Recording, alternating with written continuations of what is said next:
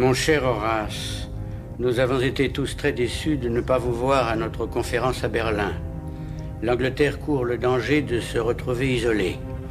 On a parlé de plusieurs découvertes intéressantes, et en particulier du nouveau composé Astroprène de Sir Reuben Astwell. Le bruit courait que Farben le fabriquerait ici même sous licence. Mais vous savez ce que valent les commérages des scientifiques.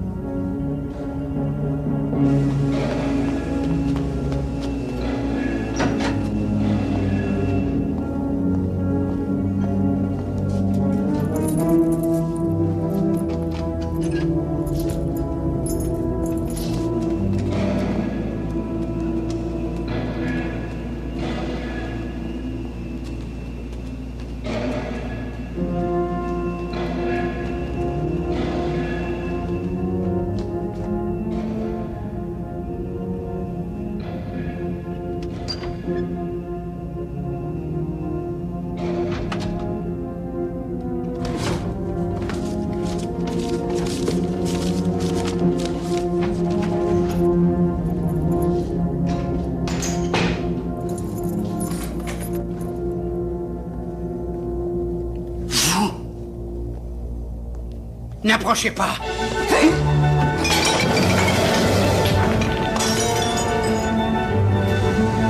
Aidez-moi!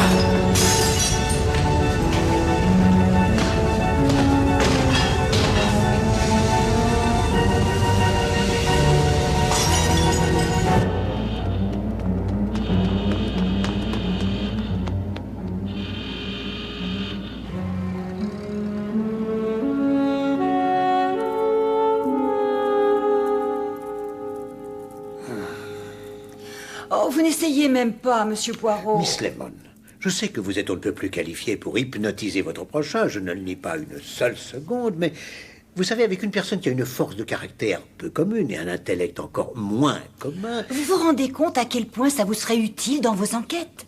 Très bien, alors si ça vous fait plaisir, alors hypnotisez.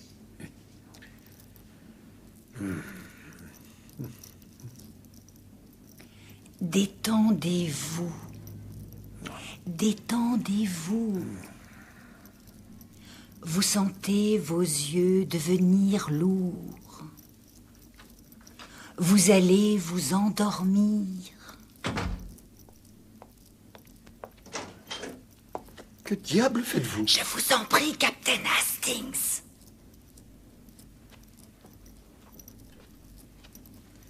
Oh, je suis navré. Je voulais seulement lui demander à quelle heure il voulait partir demain pour le plat d'argent du capitaine à Botts Cross. Monsieur Poirot ne m'en a absolument pas parlé. Je vous en ai parlé, Miss Lemon, seulement vous ne l'avez pas noté. Monsieur Poirot, voyons, j'essaie seulement de vous aider le mieux que je peux. Miss Lemon, je vous en suis extrêmement reconnaissant, mais je vous assure que je n'ai pas besoin d'être hypnotisé. Je préfère utiliser mes petites cellules grises. Hastings, merci d'être venu. Je crois que nous pourrions partir tôt demain matin. Qu'est-ce que c'est que ce plat d'argent?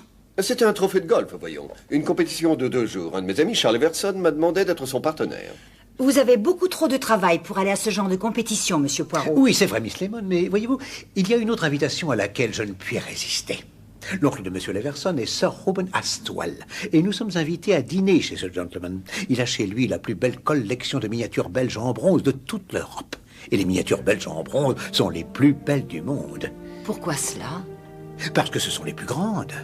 Il est plus qu'évident que Sir Reuben Astwell est obligatoirement doué d'un goût exquis et d'une sensibilité extrême. Je veux que cette lettre pour IG Farben parte aujourd'hui. J'y ai repensé, Reuben, et je ne suis pas sûr qu'on ait raison. Il n'y en a qu'un qui pense ici, c'est moi. Mais en tant qu'associé, j'ai le droit de donner mon avis.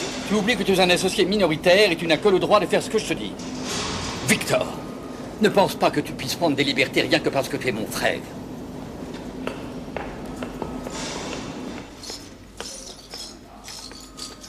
Bravo. C'est une jolie pagaille. Bravo. Je dois bien en Ne convenir. me dites pas Sir que Reuben. c'était un accident, c'est du je m'en foutisme. Non, monsieur. Ce n'était pas un accident. Vous êtes sûr que c'était lui? Sûr et certain, Sir. J'ai très nettement vu son visage. Nous savons ce qu'il cherchait. Oui, j'ai mis le dossier dans le bureau de votre frère.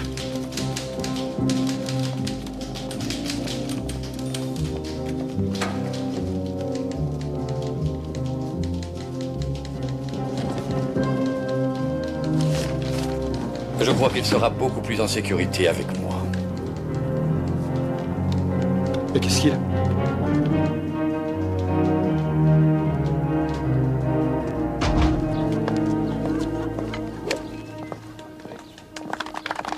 Monsieur Poirot, vous avez la chambre 12. Monsieur Hastings, chambre 13. Merci. Devant. À votre service, monsieur.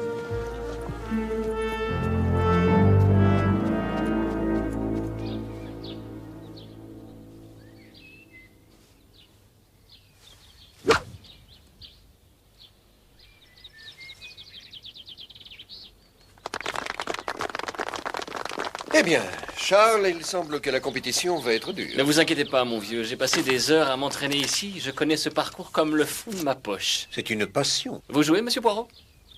Rarement, monsieur Leverson. Et je dois avouer que ma présence est due plus à l'art qu'au sport. Charles, j'arrive à temps. Bonne chance. Merci, Lily. Miss Lily Margrave, la dame de compagnie de ma tante. Je vous présente mon partenaire, le capitaine Hastings. Enchanté, Miss Margrave. Très heureuse. Et voici monsieur Hercule Poirot. Enchanté, mademoiselle. Je suis ravie, monsieur Poirot. Vous savez, quand Charles m'a dit que vous veniez dîner, ça m'a rendu folle de joie.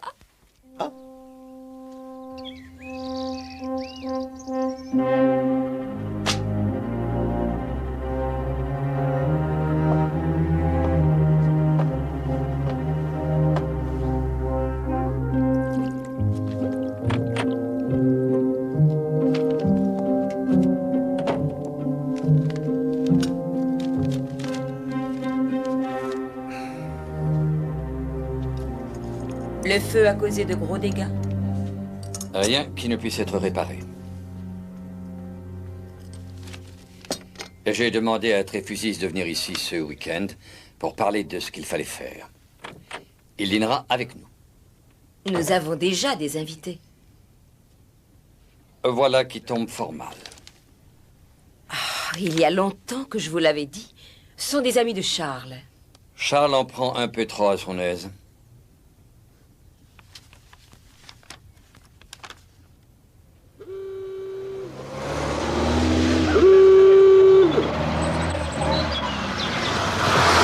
Et il a été très surpris. Pardonnez-moi, monsieur, Sir Reuben désirait vous parler. Oh, Il est dans la salle de billard. je vous remercie, Parsons.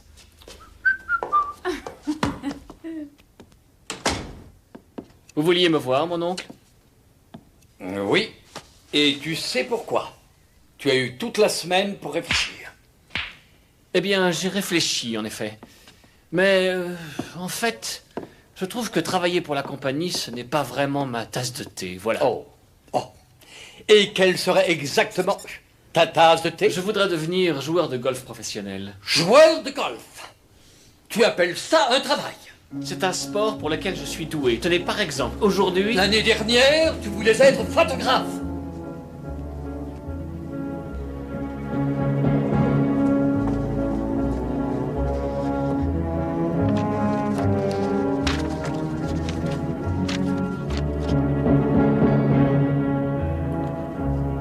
Et d'abord, si vous m'aviez prêté l'argent... Tu as déjà eu tout l'argent que tu voulais me soutirer.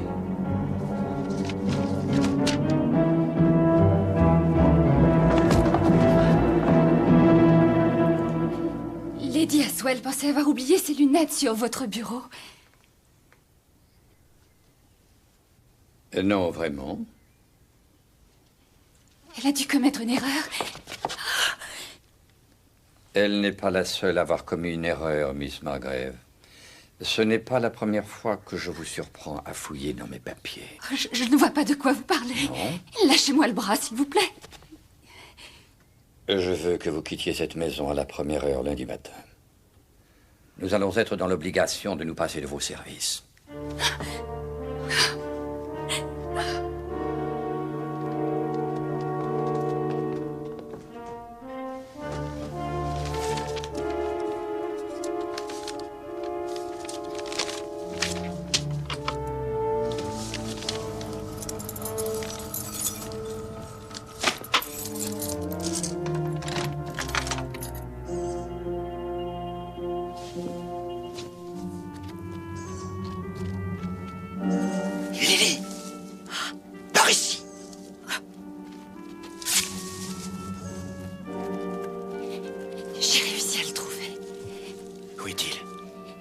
dans son bureau.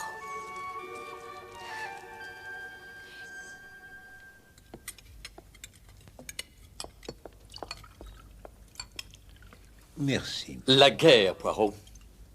C'est ce que j'ai dit. Et c'est exactement ce que j'espère. Et en plus, elle est pour bientôt, souvenez-vous-en. Avec un pays en particulier, Sir Reuben? Avec l'Allemagne, évidemment. Elle se réarme. Elle a remilitarisé la Rhénanie. Elle aura envahi l'Europe pendant rien du temps, à commencer par votre pays, la Belgique.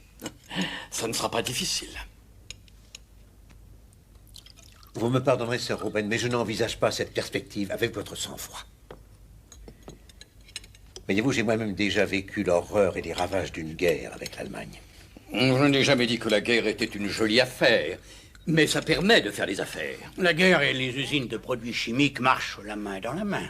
Il y a des choses plus importantes dans la vie que les affaires. Les usines ne seront pas les seuls bénéficiaires. Il suffit de penser aux grands progrès que ça va obliger la science à faire. Il y aura de nouveaux carburants. Il y aura aussi de nouveaux alliages. Et ce sera un bienfait pour notre économie. Vous savez combien de chômeurs nous avons aujourd'hui? Plus d'1 million. Plus d'1 million à qui il faut verser des allocations. La guerre semble être une solution assez désespérée. Je suis assez de l'avis de Victor. Ça n'a rien d'étonnant, Nancy. Vous ne voyez jamais la réalité en face. La grande actrice se croit toujours sur scène.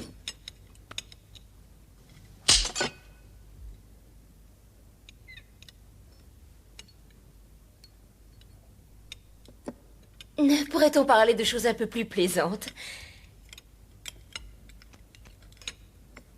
Quelle délicatesse. Parfait. Oh mon Dieu. Hastings, il n'y a pas le moindre doute, c'est une œuvre d'Auguste Clouet. Et Auguste Clouet est un des plus grands artistes de Liège. C'est fascinant. Oh, c'est magnifique.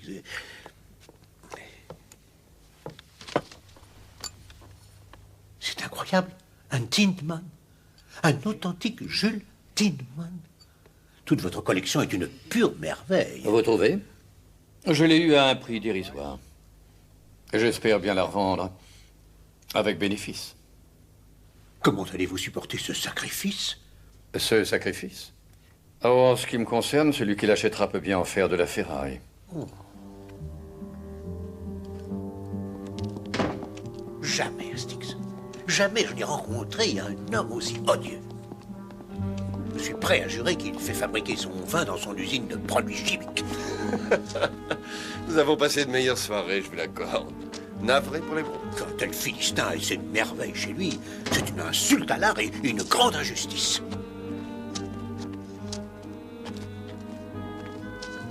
Je voudrais vous raccompagner jusqu'à votre hôtel. Je peux prendre un bol d'air avec vous? Non, avec plaisir. Oui, je vais me retirer, si vous le permettez. Je vous remercie de cette soirée très agréable, Lady Aswell. Oh, bonne nuit, monsieur Tréfusis. Ce sera tout, Parsons. Bien, madame. Dites-moi, monsieur Leverson, pour avoir droit au titre de sœur, votre oncle a dû rendre des services plus que précieux, n'est-ce pas? Il a acheté le titre comme il paye pour avoir tout ce qu'il veut. Cet homme est le pire des monstres. Un horrible tyran. Et un menteur. Un menteur.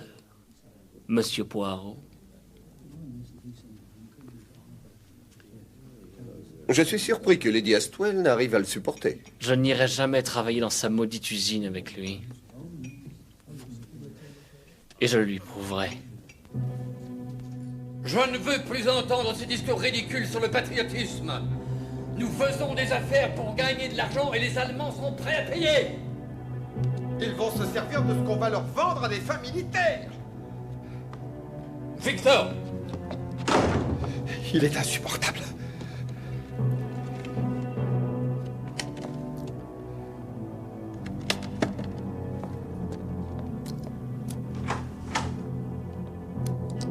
Je veux vous parler de Lily. Je vous l'ai déjà dit, Nancy, elle s'en va et la discussion est close. Je n'ai peut-être pas mon mot à Comme dire. elle sait qu'il y en a l'appel, vous n'avez qu'à en engager une autre.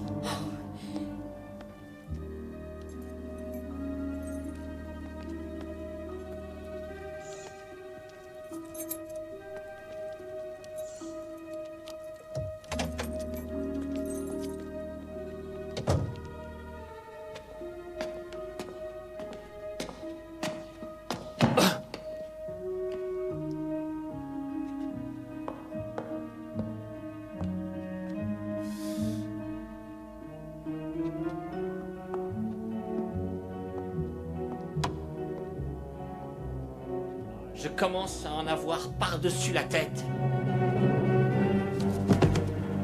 Oh mon Dieu.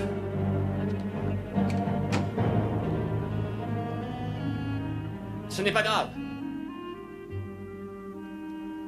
Bonsoir.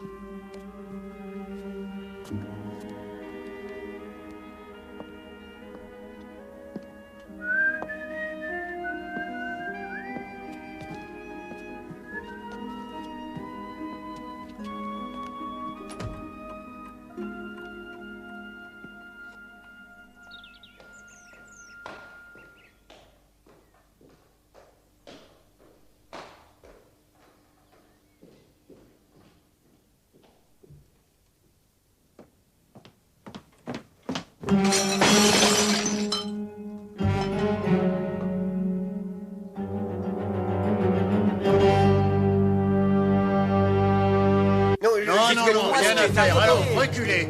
Faites attention. Laissez passer.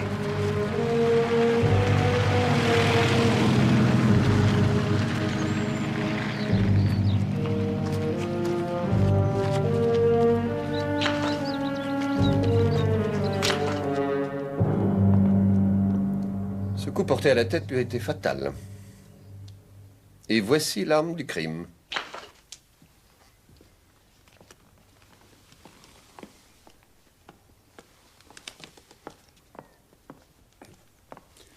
Si vous me permettez cette question, monsieur, dans quel état était monsieur Leverson quand il vous a quitté hier soir? Dans un état fort regrettable d'ébriété. Pourquoi cette question? Eh bien, d'après ce qu'on sait, il serait le dernier à avoir vu son oncle en vie. Parsons, le valet de chambre, a entendu monsieur Leverson avoir une dispute avec son oncle. Il n'a pas pu entendre ce qu'il disait. Vous avez bien sûr interrogé monsieur Leverson en personne. Je l'ai fait. Il admet avoir eu une querelle avec son oncle. Mais il dit que ce n'était qu'une brouille éphémère.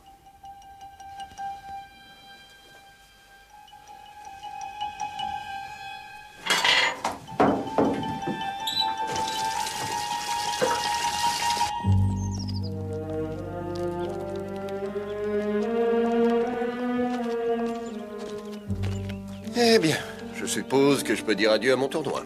Si vous ne le faisiez pas, cela friserait l'indécence, Hastings.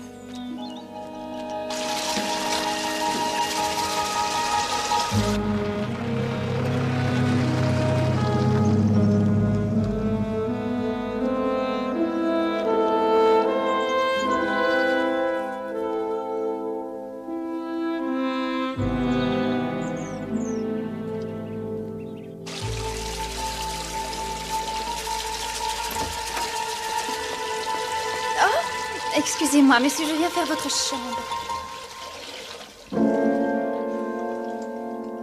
S'il vous plaît, monsieur Aswell, à quelle heure avez-vous quitté le bureau de Sir Reuben hier soir? Il devait être 11h30. Nous avions quelques problèmes d'affaires à régler. Pardonnez-moi, madame. La porte de la chambre de monsieur Leverson est fermée de l'intérieur.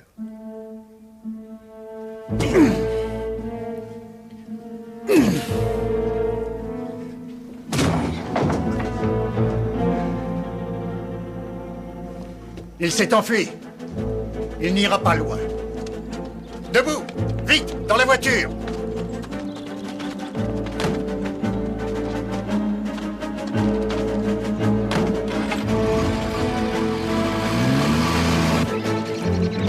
Par là! Oui, par là. Allez, dépêchez-vous! Dépêchez-vous! Allez, viens!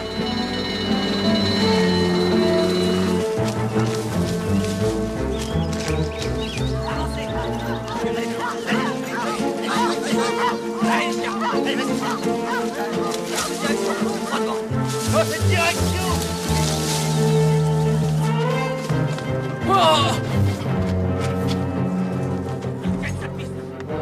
Venez par ici, on a une piste! Allez, les chiens! Allez, vite!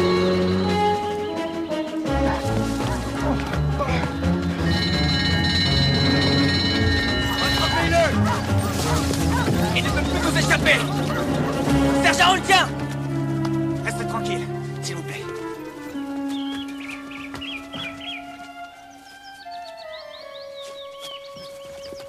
Reprenez-vous, Nancy. S'il a fait ça sous le coup de la colère, ce sera uniquement un homicide à volonté. Il n'a rien fait, Victor. Oh, pardonnez-moi. Vous ne le croyez pas non plus, Monsieur Poirot. Je ne crois pas quoi, Lady Aswell? Que Charles ait tué mon mari. C'est difficile. Je sais, oui, je sais que les faits sont contre lui. Mais je vous le dis, Monsieur Poirot, je suis certaine qu'il est innocent. Quelle est la raison de votre certitude, Lady Aswell? Mon intuition. Ah oui, la fameuse intuition féminine. Lady Aswell, pardonnez-moi, je sais que c'est indiscret, mais le testament de votre époux, enfin, sa succession, à qui revenait-elle? Une moitié à moi et l'autre à Victor. Et Monsieur Leverson? Eh bien, sa mère, c'est-à-dire la sœur de Reuben, savait qu'il était du genre récervelé. Alors, elle avait laissé à Reuben le soin de gérer sa succession, à condition qu'il serve une rente à Charles. C'était une promesse faite sur son lit de mort. Et il a tenu sa promesse?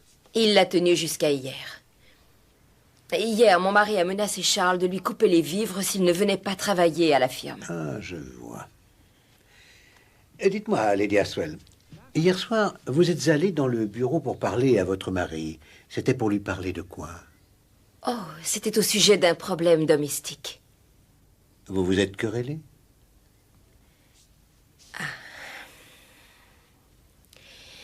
Il faisait la plus absurde des allégations à l'encontre de la pauvre Lily. Il disait l'avoir surprise en train de fouiller ses papiers personnels, qu'elle l'espionnait. Lily est une jeune fille très bien. Je la considère un peu comme une nièce. Charles lui est très attaché. Vous savez, elle a présenté d'excellentes références. Pourrais-je voir ces références?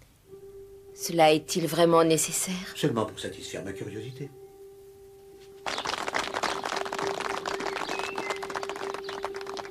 Je voudrais voir Monsieur Naylor. Monsieur Naylor est absent pour le moment, mademoiselle. Je ne sais pas quand il reviendra. Puis-je prendre un message? Oh. Eh bien, donnez-lui ceci quand il reviendra, voulez-vous? Il l'attend. Certainement, mademoiselle.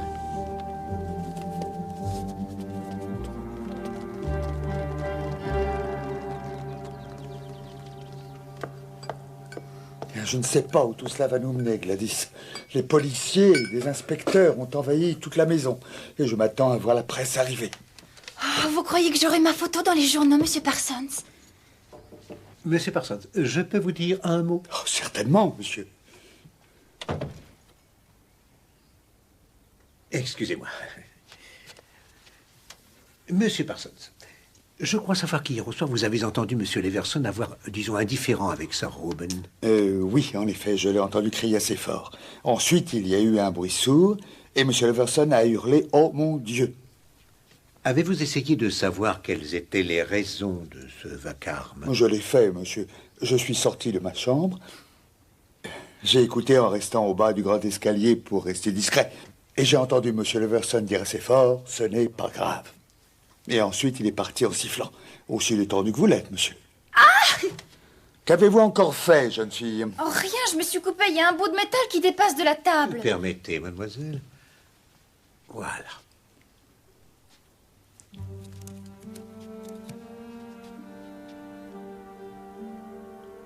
Monsieur Parsons, avez-vous remarqué si un des couverts était endommagé? En effet, il manque la pointe d'un des couteaux, monsieur. Je crois que vous la retrouverez enfoncée sur cette table. Oh, merci, monsieur, je regarderai. Allez mettre un pansement là-dessus, Gladys. Oui, Monsieur Parsons. Je vais laver votre mouchoir, monsieur. Non, mademoiselle Gladys, c'est inutile, merci. Vous êtes très aimable. Oh.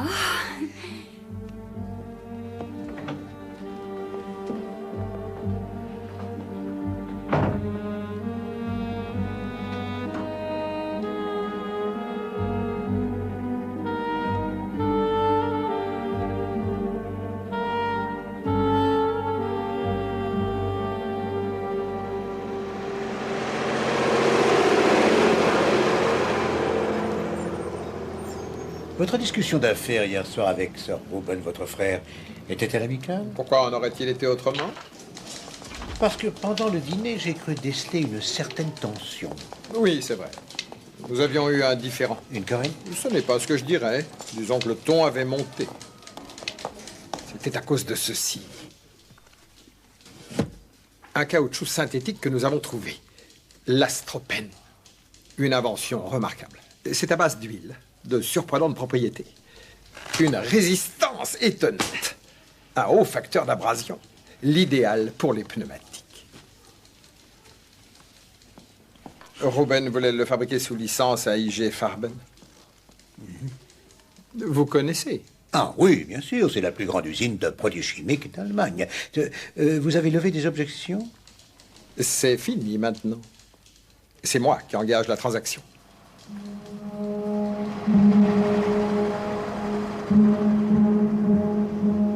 Je suis à vous dans un instant, monsieur Poirot. Mais prenez votre temps, monsieur Trefousi, je vous en prie. Nous savons, vous et moi, à quel point il est important de bien peser les choses, n'est-ce pas?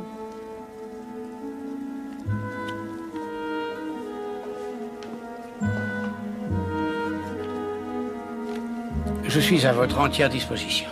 Ah, merci. Je m'efforce d'établir où chacun se trouvait au moment du meurtre de Sir Ruben. Je dormais déjà à ce moment-là. Je m'étais retiré peu après vous. Vous êtes parti tôt le lendemain matin? Oui, avant le petit déjeuner. Hier soir, pendant le dîner, vous avez parlé des progrès scientifiques de l'Allemagne. C'est vrai? Vous parlez cette langue couramment? Eh bien, c'est normal. J'ai étudié et travaillé en Allemagne pendant de nombreuses années. Vous devez y avoir beaucoup d'amis. Oh, je suis toujours en contact avec des collègues. Bien, si vous n'avez pas d'autres questions, monsieur Poirot... Merci, monsieur Trefousis. Je suis profondément navré de vous avoir dérangé. La récolte de vin de l'année, sans doute?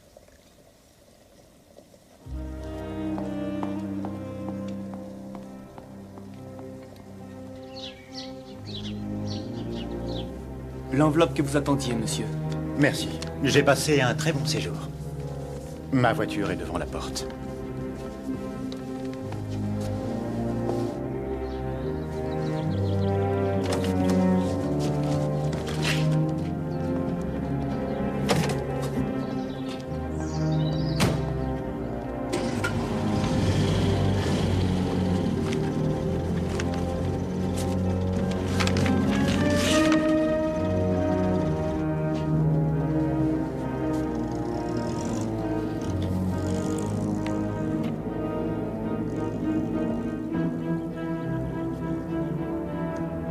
Exhibition Room de Londres.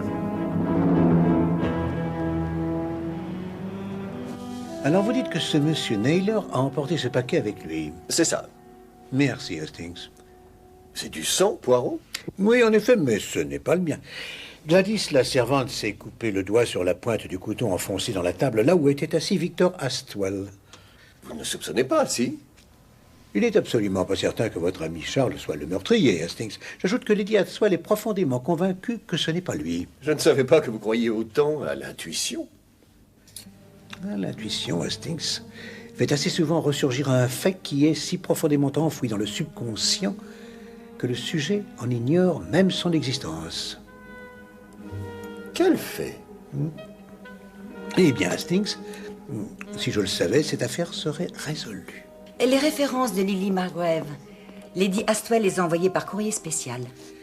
Merci, Miss Lemon.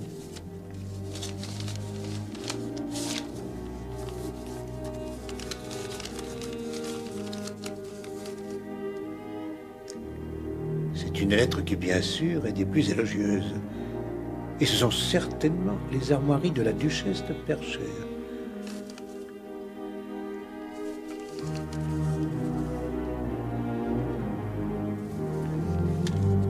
Voilà qui est intéressant.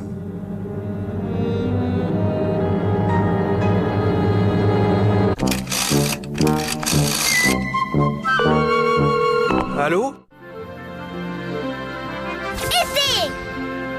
Hiver! Printemps! Automne! Été! C'est toujours la saison de la Citroën C3 Pluriel. Printemps! Venez découvrir la nouvelle Citroën C3 Pluriel Graphite avec 1 500 € d'économie. Vous n'imaginez pas tout ce que Citroën peut faire pour vous. Vous avez l'argent?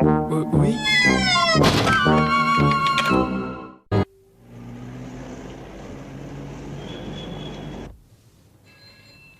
Dites-nous la vérité, Charles.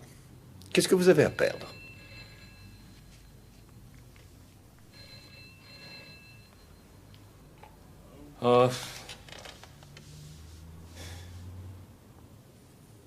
Quand je suis revenu du club de golf, je suis allé dans son bureau pour le voir. J'étais un peu en colère. Et je voulais la passer sur ce vieux démon. Je suis entré dans son bureau et il était assis dans son fauteuil, du moins apparemment. J'en ai déjà supporté beaucoup trop et je n'en supporterai pas davantage. Compris? Vieux porc. Vous entendez? Ça vous ennuie quand vous voyez que quelqu'un peut vous résister, n'est-ce pas? Ça vous ennuie quand vous voyez que quelqu'un peut vous résister, n'est-ce pas? On ne trouve rien à dire? Oh. Oh mon Dieu! Donc, quand vous avez trouvé M. Astwell, il était déjà mort, en fait. Mais pourquoi diable vous êtes-vous enfui? Eh bien, quand la domestique a vu le sang sur ma chemise, alors j'ai paniqué. Je savais que vous ne me croiriez pas. Qui pourrait me croire? Poirot le pourrait.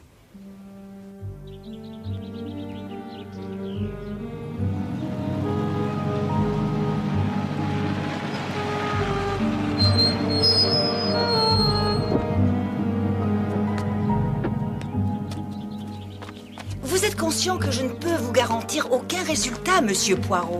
J'ai plus confiance en vous que vous ne le croyez, Miss Lemon. Vous avez sommeil. Très sommeil.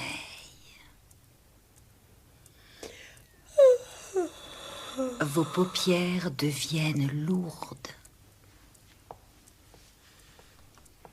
Vos yeux se ferment. C'est complètement absurde. Détendez-vous. Maintenant, vous allez vous endormir.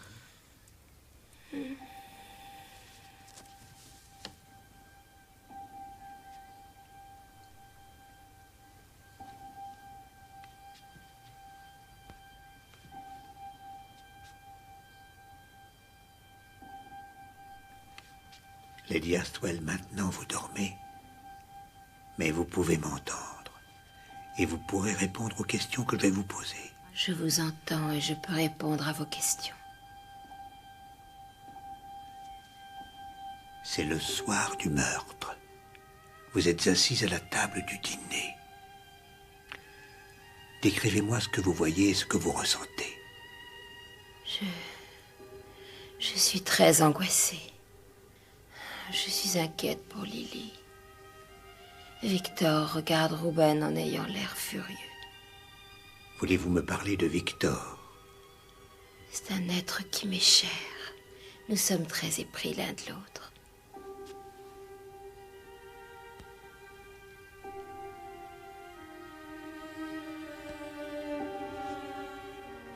Il est plus tard dans la soirée. Nous faisons des affaires pour Vous gagner de approchez l'argent, du bureau. Les Allemands sont prêts à payer. Ils vont se servir de ce qu'on Victor va leur est avec vendre à vous? des fins militaires. Non, non. Il sort du bureau. Il est pâle et très en colère. Alors vous entrez dans le bureau. Là, vous avez une scène terrible avec votre mari, n'est-ce pas? Elle s'en va, Nancy, la discussion est close. Je n'ai peut-être pas mon mot à dire. Compagnie, il y en a à l'appel. Mais- Vous n'avez qu'à en engager une autre. Peu de temps après, il va se faire assassiner. Savez-vous qui a assassiné votre mari, Lady Astwell? Ce n'est pas Charles qui l'a tué. Comment le savez-vous? À cause du rideau. Je n'ai peut-être pas mon mot à dire. Les dames de compagnie, il y en a à l'appel. Qu'y a-t-il avec ce rideau? Je m'aperçois que derrière, il y a une forme. Une forme?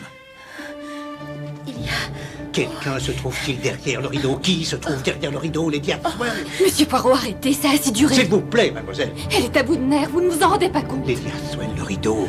Y a-t-il quelqu'un derrière le rideau?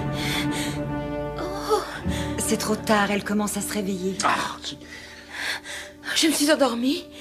Oui, oui, vous vous êtes endormie. Et j'ai dit quelque chose.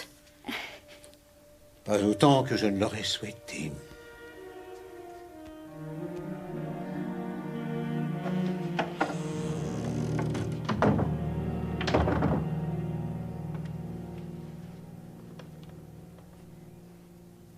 Si j'ai bien compris, le soir de la tragédie, vous êtes allé vous coucher avant que Lady Astwell entre dans le bureau, c'est bien ça?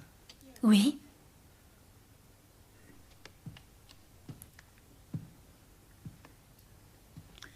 Seriez-vous par hasard ressorti de votre chambre ensuite? Non. Êtes-vous allé dans le bureau à un moment quelconque de la soirée? Mais non, à aucun instant. Comme c'est curieux. Comment ça, curieux, monsieur Poirot?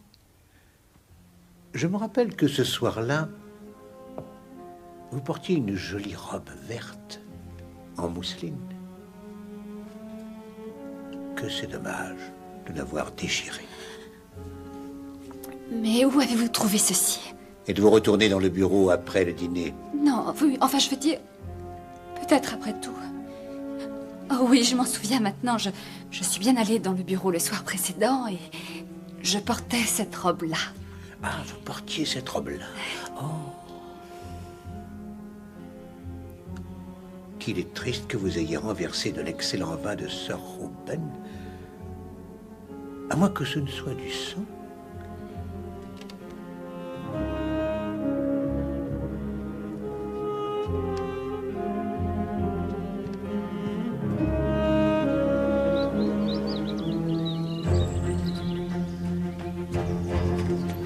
Notre demoiselle de compagnie s'enfuit, Poirot. Ça doit avoir un rapport avec la grande enveloppe. Je crois savoir où elle va. Exhibition Road, à Londres, par le train de 13h15. Ah! Vous êtes sûr de l'heure du train? Oui, sûr et certain. Bon, nous avons juste le temps. Vous devrez rouler aussi vite que le vent. Hein? Et vous, démontrez vos qualités de navigateur.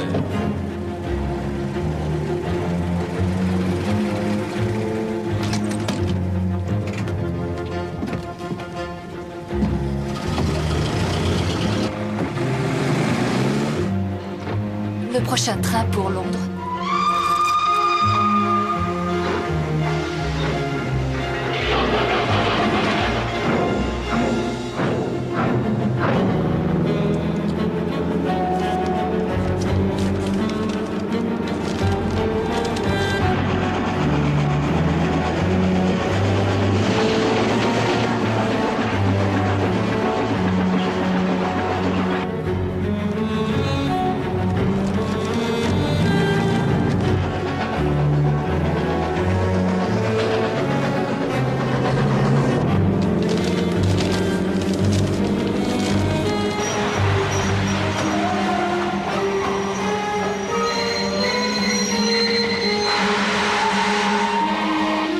Exhibition Road.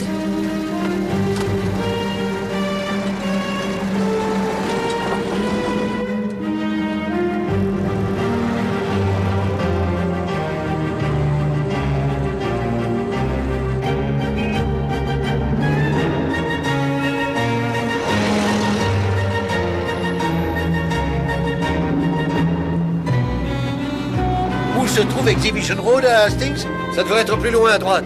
C'est une rue pleine de musées et d'instituts. Pour nous, il n'y en a qu'un d'intéressant.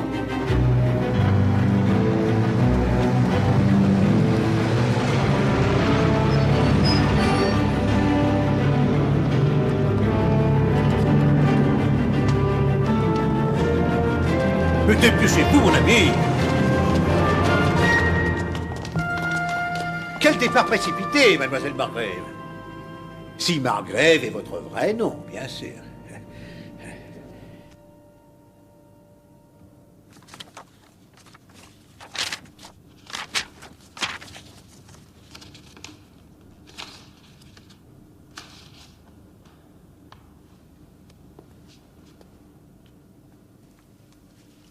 Mon véritable nom est Lily Naylor.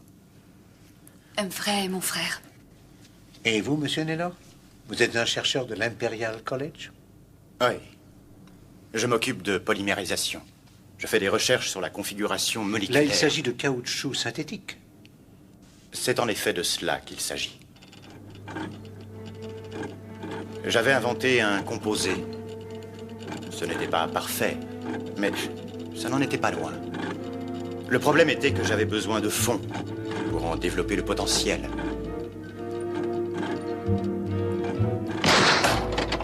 J'ai alors contacté l'usine de produits chimiques Astwell. Je ne dis pas. D'abord, ils se sont montrés intéressés par ma découverte.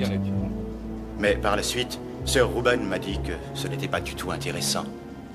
Désolé Naylor, mais nous n'irons pas plus loin. Sur le moment, je les ai crus. Puis mes soupçons ont été éveillés par de curieux comptes rendus dans des revues scientifiques. Ça n'aurait rien dit à qui n'était pas expert en la matière. Alors, George, vous avez vu ça? J'ai mené une petite enquête et j'ai acquis la conviction que Astwell avait repris ma découverte à son compte. Il m'avait trompé, mais je n'avais pas de preuves. Et vous, mademoiselle Naylor, vos références, elles sont authentiques? Oh oui. Oui, bien sûr qu'elles le sont. J'avais été employée par la duchesse de Perthshire. Les Astwell auraient reconnu le nom de Naylor, alors j'ai changé mon nom sur la lettre de référence.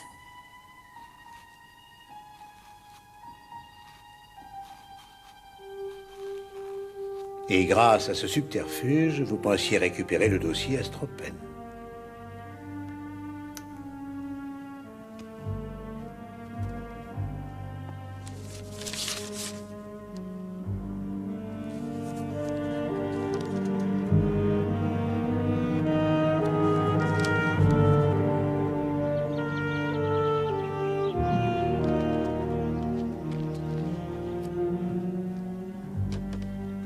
Monsieur Astwell, voulez-vous nous raconter ce qui s'est passé avec Monsieur Naylor? J'ai cru comprendre que vous et votre frère lui auriez volé ses recherches. J'ai essayé d'en discuter avec Reuben, mais il m'a rétorqué que le travail de Naylor était défectueux et que notre laboratoire avait tout fait. Bien, je conviens qu'il y avait des problèmes qui restaient à résoudre. Revenons, si vous le permettez, au soir du meurtre de Sir Reuben. Lady Astwell, quand vous étiez sous l'effet de l'hypnose, vous avez dit avoir vu une forme derrière le rideau. Ce n'était pas le rideau de la fenêtre. C'était ce rideau. Oh mon Dieu! Calmez-vous, madame. Captain Hastings? Merci. Peut-être pourriez-vous nous dire qui se cachait derrière ce rideau, monsieur Naylor? Ce n'était pas moi. Je vous ai dit qu'après avoir retrouvé Lily dans le jardin, j'étais rentré à mon hôtel. Mais bien sûr, quelqu'un était déjà ici. Et quand il est entré dans le bureau, ce quelqu'un n'avait pas le moindre dessein meurtrier. Son seul dessein était de trouver quelque chose. Quand tout à coup, il a entendu des voix et des pas qui s'approchaient. Et là, il n'y avait plus qu'un endroit où se cacher, la petite chambre contiguë au bureau que M. Astwell utilisait quand il travaillait tard le soir. Je ne veux plus entendre ce refrain. Monsieur Victor Astwell et Sir Reuben entrent dans le bureau. Ils ne voient pas que de quelqu'un est caché les derrière Allemands le sont prêts à payer. rideau. Et les deux hommes se querellent violemment. On va leur vendre à des fins militaires. Victor! Monsieur Victor Astwell sort du bureau très en colère. Mais pour la personne qui est derrière le rideau, il n'y a aucun moyen de s'enfuir. Quel affreux dilemme! Si jamais Sir Reuben décide de passer la nuit dans la petite chambre, l'intrus sera fatalement vite découvert. Lady Astwell pénètre alors dans le bureau pour protester contre le renvoi de Lily. Ce n'est peut-être pas mon mot à dire. Après le départ de Lady Astwell, Sir Reuben croit être seul. C'est le moment idéal pour tenter de s'enfuir discrètement. Mais Sir Reuben entend un bruit. Qu'est-ce que ça veut dire? Et voilà.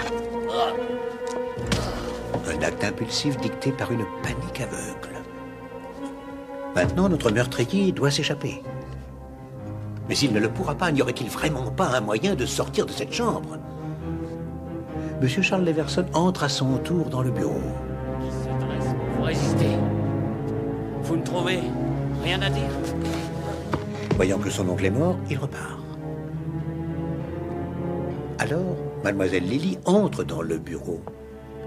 Elle découvre le cadavre de Sir Reuben, elle profite des circonstances et s'empare du dossier qui est si important pour son frère. Lily vous a dit ce qui s'était passé. Reuben essayait de me voler, mais elle n'a pas tué Reuben. Mesdames et messieurs, J'ai fait quelques études de psychologie, et tout au long de cette affaire, je n'ai pas cherché un homme ou une femme qui aurait eu un caractère emporté, car ce genre de caractère est en soi une soupape de sécurité. Non. Je ne pensais qu'à trouver une personne qui avait de la patience, qui avait été pendant trop longtemps opprimée et en qui grondait la révolte, qui a pénétré dans le bureau de Sir Reuben, qui s'est caché derrière le rideau, qui s'est trouvé pris au piège et qui a finalement cédé à cette violence qui couvait en lui depuis si longtemps. C'est vous qui étiez caché derrière ce rideau. C'est vous qui avez assassiné Sir Reuben Astwell, monsieur Dreyfusis. Vous avez attendu que la maison soit silencieuse et vide pour regagner furtivement votre chambre en laissant un cadavre derrière vous. Ça n'a absolument aucun sens. Pourquoi aurais-je voulu le tuer? Dans le dossier de l'Astropène, j'ai remarqué un contrat qui porte votre signature. En voyant le pourcentage que ce contrat vous assurait, il semblerait que vous ayez pris une part active dans le développement de l'invention de M. Naylor. Vous seriez évidemment devenu un homme très riche si elle était exploitée par la société Astwell. Mais si elle était exploitée sous licence ailleurs, comme cela vous a été dit par vos collègues allemands, quelle aurait été la valeur de votre contrat?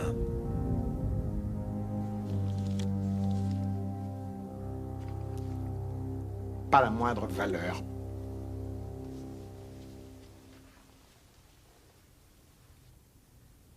C'était le pire des tyrans. Un menteur. Et c'était un escroc. Je crois que peu de gens ne seraient pas d'accord avec votre analyse du caractère de Sir Reuben.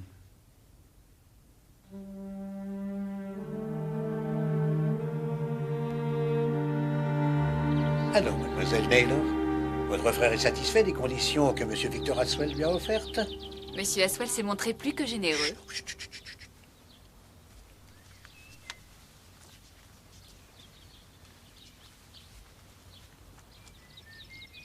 Captain Hastings, vous y arriverez en un seul coup. Captain Hastings, en un seul coup.